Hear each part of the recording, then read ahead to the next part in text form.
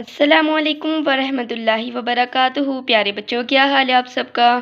امید کرتی ہوں بالکل ٹھیک ٹھاک ہوں گے۔ آج جو ہے ہماری اسٹوری وہ یہ ہے، حروف کوہانی ضاد ضعیف ضامن۔ الف نگر میں ایک بوڑھا کچھوا ضعیف ضامن کہلاتا تھا۔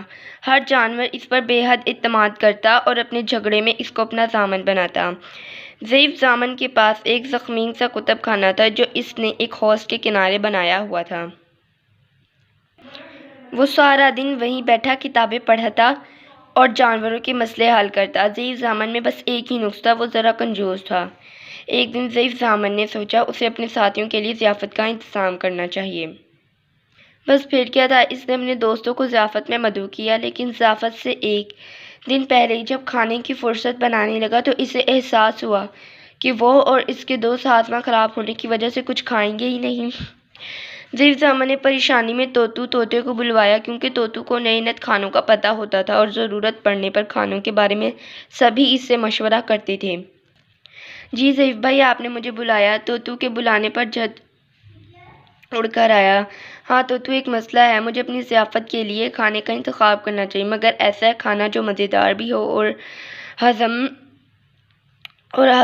بھی ہو۔ تمہیں پتہ ہے میرے معدے کا حال اچھا نہیں۔ ضعیف ضامن نے اس کو اپنا مسئلہ بتایا۔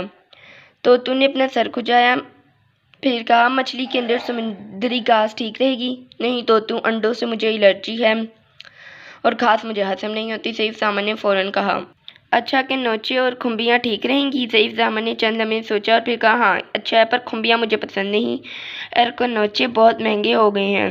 طوطو نے آنکھیں ٹپٹپائیں اور کہا جیلی فش اور کیڑے کے بارے میں کیا خیال ہے؟ ضعیف نے فوراً اعتراض کیا، سینے میں جلن ہوتی ہے یہ کھا کر۔ طوطو نے باری باری کوئی 50 کھانے بتا دیے، لیکن ہر چیز ضعیف ضامن کے ہاضمے کے لیے مضر نکلی۔ بالآخر طوطو ضج ہو گیا۔ اچھا آپ ایسا کریں، ہوا اور پانی پیش کر دیں ضیافت کے لیے۔ ضعیف ضامن خوشی سے اچھل پڑا، ارے واہ طوطو، یہ تو میں نے سوچا ہی نہیں۔ ہاں ہوا اور پانی دونوں ہی ہضم ہوتے ہیں، میرے ساتھیوں کو اور مجھے بھی، کبھی اس سے کوئی مرض نہیں ہوا اور کوئی نقصان بھی نہیں پہنچا، بس ٹھیک ہے، ہوا اور پانی ہی پیش کرتا ہوں میں اس ضیافت میں۔ ضعیف ضامن نے اعتماد سے کہا اور طوطو کی شکل دیکھتا رہ گیا۔